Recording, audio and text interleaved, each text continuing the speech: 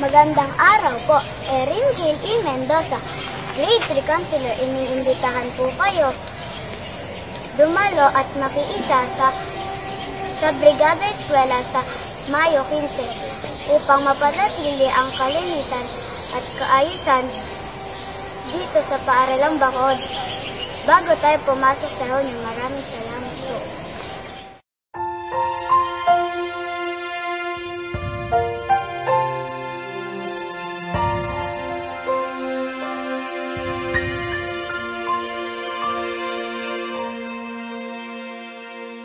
Kay daming pangarap, minsan natutupad, minsan di para sa atin.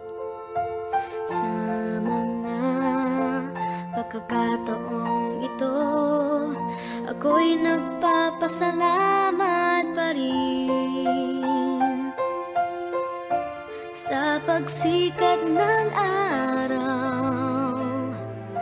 liwanag ng buwan at bituin, tubig sa dagat, mga puno't bundok.